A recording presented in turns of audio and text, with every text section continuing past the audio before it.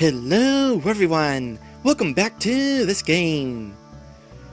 When we last left off, we were playing through New Game Plus, checking out the differences in various story branches, and the most important story branch, actually I think it's the only one at this point, we chose not to fight Hiraokim in Dreadstone, which means Hiraokim went in and acquired the... well, not Hiraokim, Terog went in and acquired the stone within Dreadstone, and because Terog was the one who grabbed it, handed it over to Hiraokim, it did not merge with our amulet and create the merged stone.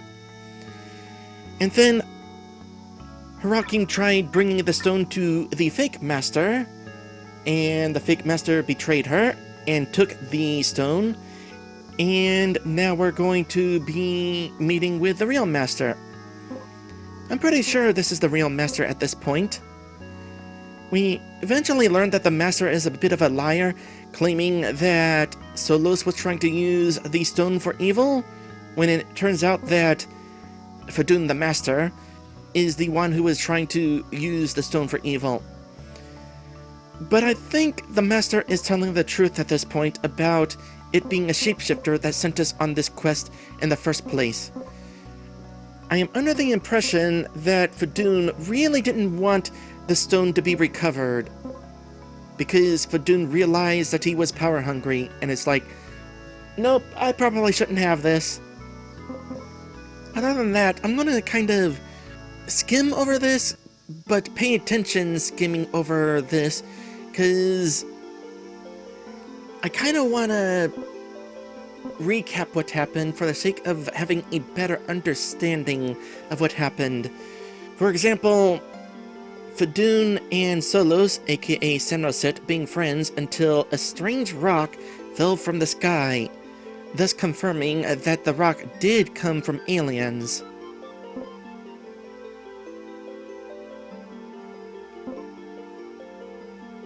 So the stone was made into an amulet, which confused me a bit throughout the game because there was talk of both amulets and stones. That's partly my fault for not paying close enough attention to the details. I did notice during the ending, though, that our amulets did become a big rock, though.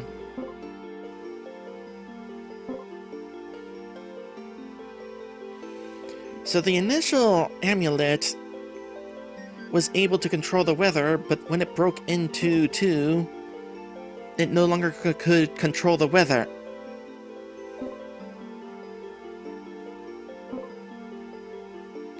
And as they struggled to fight, the amulets broke into light and dark halves, which were useless. But there was still a portal here, and you previously used the amulet, the original amulet, to create portals.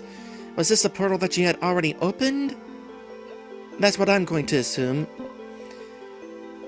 But here's where something important happens. So, this starts quite the chain reaction.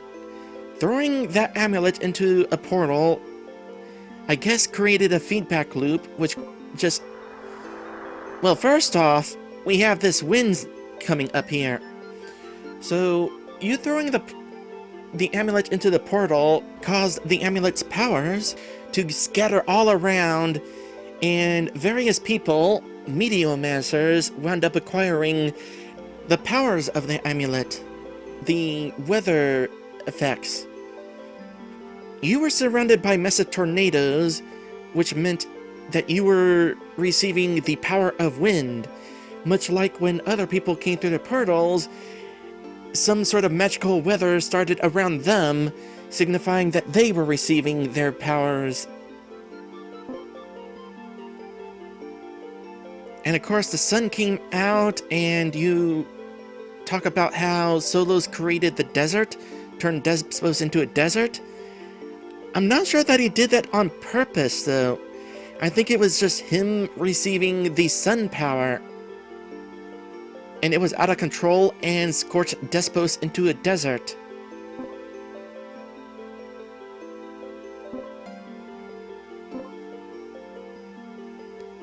I mean, you claim that Solos used the power to turn the land into a desert, but I don't know. Either way, one amulet was destroyed in the portal, I guess, and its power is scattered about. You have this amulet, and Solos has 2 more.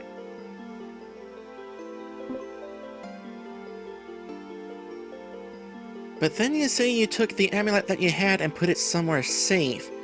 Would that be Dreadstone? Oh! I understand now. So, when Hiralkin tried entering the place to grab the stone, she was unable to go into the door. It had to be Terog who went in to retrieve the stone. That's because Hiralkin is one of the Meteomancers. The barrier that Fadun put up was to prevent Meteomancers from getting to it. But Terog is not a Meteomancer. Northwind is a Meteomancer. Fantex was not, which is why he was also able to go in there during our original run. So I'm guessing the amulet we are now carrying was one of Solos's dark amulets, which we were using to locate the amulet that Fadun had in this scene and put behind the barrier. I don't remember if it was implied that Northwind was unable to go into the chamber to acquire the amulet in there or not. From what I remember, Fantex just chose to go in there alone? I don't know, let me double check that scene. Okay, I just looked at the recording of the scene during my first run, and Northwind says, Fantex, some force is holding me back. You'll have to go alone. That force was the barrier that Fadun put up. There's definitely a lot of dots that need connected. I mean, during my original run, I did have a lot of trouble following the story. A part of that was because of mental exhaustion from streaming. I needed quite the break from streaming. So it was kind of hard for me to really pay attention to what was going on. Another reason I had trouble following the story is because I was only able to stream once a week, so a whole week would go by between streams, giving me plenty of time to forget what's going on. This is one of those situations.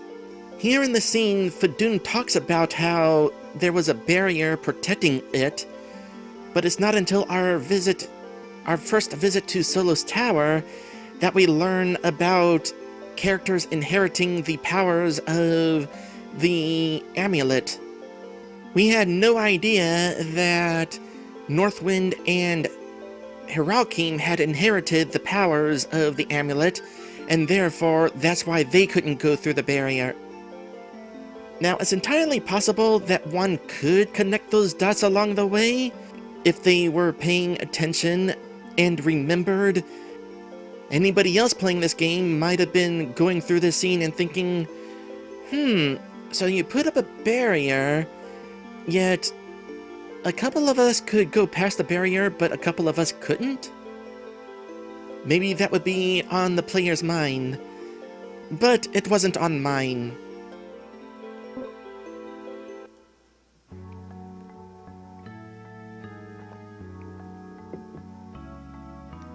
Fantex, you still have one of the stones. You must get out of Oasis as soon as possible. The gate is properly watched. I need to remember that. But I have a friend in town with a secret way. That would be the tree. The tree is male, by the way. Cited to him, Crater 3. Go to House Mab. Who's the friend? Next to the inn. No, he can't mean... Yeah, I forgot that there was a talking tree next to the inn my first run. Time is of the essence, I can't talk now. Same message as when we come back up here to talk to you after receiving our first mission.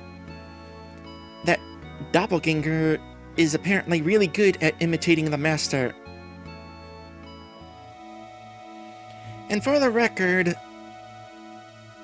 us trying to leave is working properly since we are on the giving up to Hirakim timeline.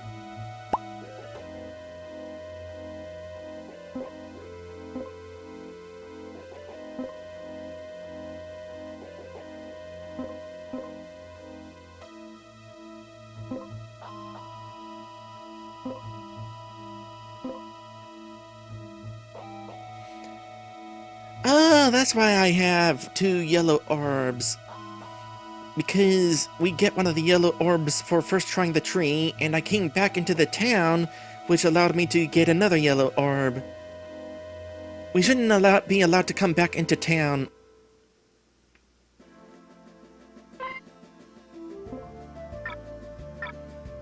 Man, the town is off the screen. Ah, and we can't return to it. When we're still standing on it, we can enter it even though it's disabled. So that's a bit of an RPG Maker glitch right there. So maybe we should have been spawned right here. Or maybe we could be spawned right here, but attempting to enter would just boot us right back out.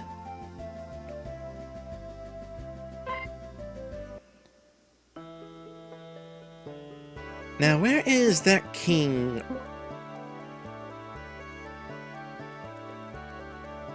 Not here.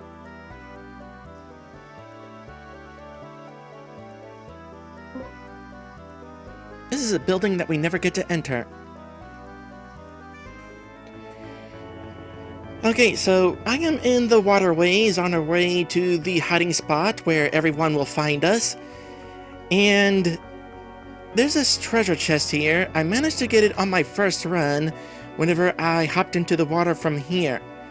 However, I just found out that if you hop into the water from here, it'll actually send you past the treasure chest. I don't know if that's a glitch. I feel like it's a glitch. I feel like this should actually stick us here as well. So, just FYI. Not that I actually need the desert helm, but just FYI. Okay, we are approaching another point where things are likely to be different in this timeline. What do we call this timeline? The Lost to Hirakim timeline? I guess it's a little wordy. Our initial run would be the Defeated Hirakim timeline, and this is the Gave Up timeline. That's what we'll call it. AKA, what happens if we were to lose to Hirakim. But coming up here, as we were making our way into our next room, we were approached by Wende and Hirakim, both of them accusing us of being traitors. However, on this timeline, Hirakim was betrayed by Fadun, and therefore is not going to think that we are traitors, going to think that Fadun is a traitor. So is Hirakim simply not going to be here? Hold it!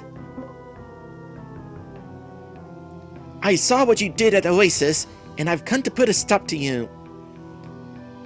So, that doppelganger shapeshifted into Fantax to cause trouble. Wende, wait! Don't even try. He might have defeated Garuth, Bind, and McGregor. Okay, that one was definitely us. But I was Fadun's best student. You can't possibly stop me. We did in the first timeline, and we're going to even more easily here.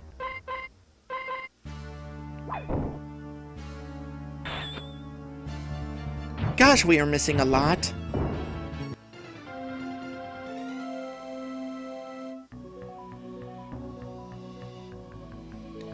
You can try to hide, but the students at Fadun will get back at you someday. No, but we're still gonna fail at hiding. So she's teleported in and out of here, huh?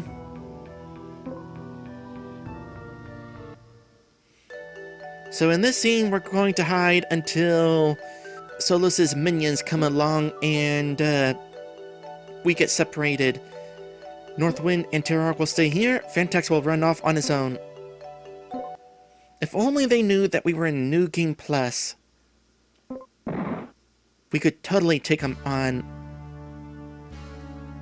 The bad guys, that is. If only Northwind and Terrog knew that we were in New Game Plus, and we could take on the bad guys. A short time later, is Hirakin going to be approached by fake Fadoon again? Great. Lost in the desert, all alone, no supplies, and everyone thinks I'm a traitor. Now what do I do?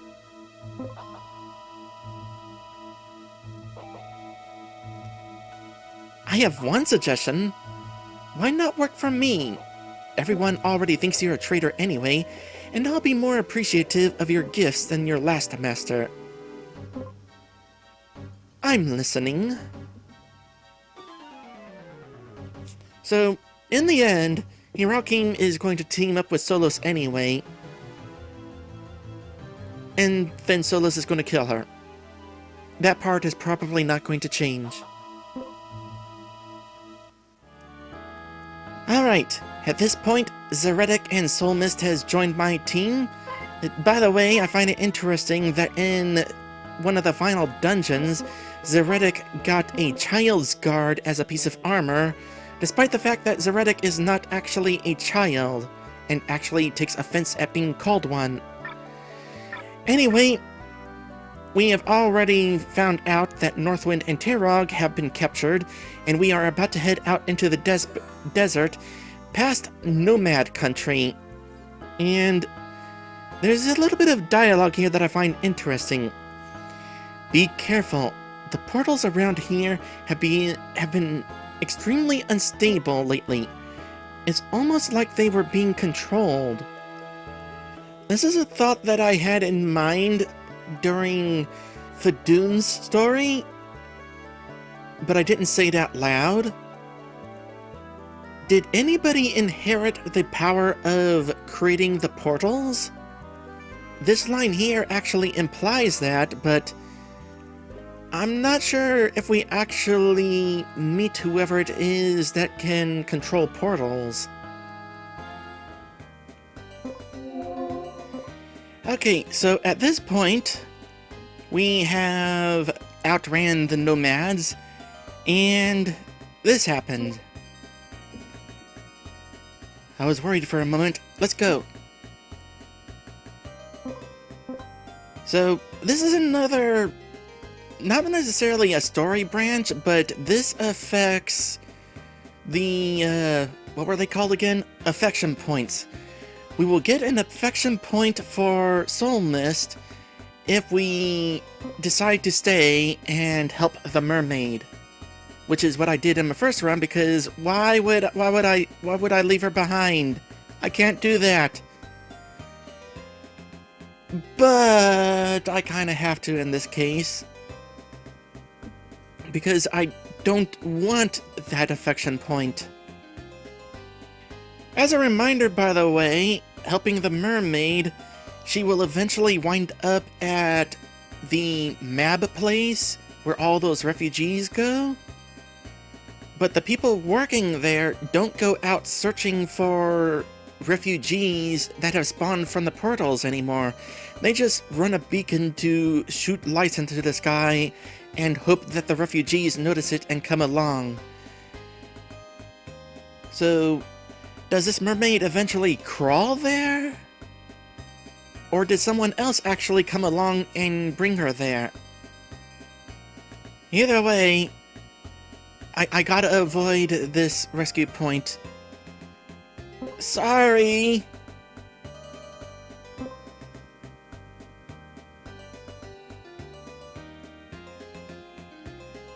Can't wander off now, almost at the tower. So, funny thing about Gilug here, he was running the item shop back in Oasis, but booked it when he saw that Solos was hanging around. And now he's here to help us at the tower that Solos lives. Maybe he's not actually aware of it.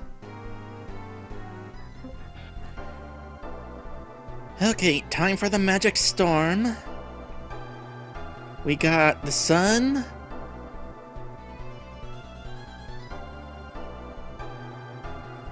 We got the earthquake. We got water. We got lightning. And we got snow. A magic storm's starting up because a bunch of meteomancers are now gathered here. The sun is from Solos, the earthquake is because of Heralkeen, the water is because of Soul Mist, the lightning is because of Zeretic, and the snow is because of Northwind.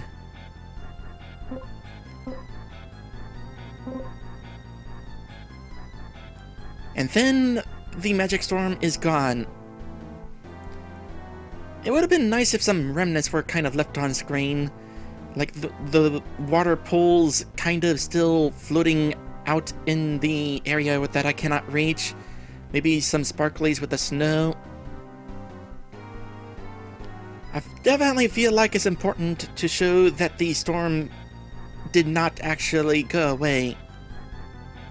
Unless it did, in which case, never mind.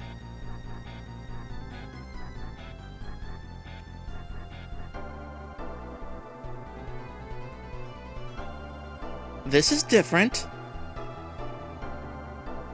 Okay, in the original run, Northwind and Terrog were able to escape on their own, only to get ambushed by the doppelganger.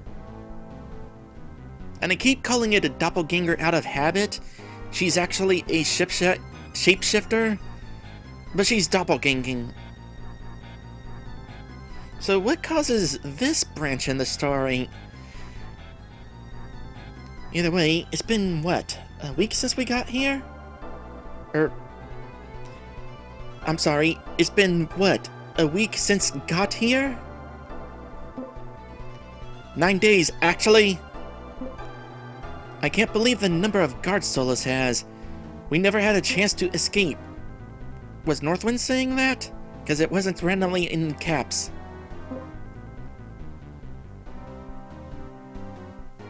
That would be the shapeshifter.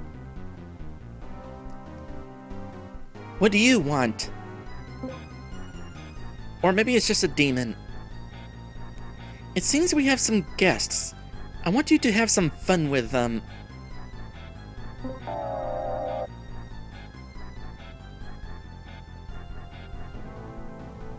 Yes.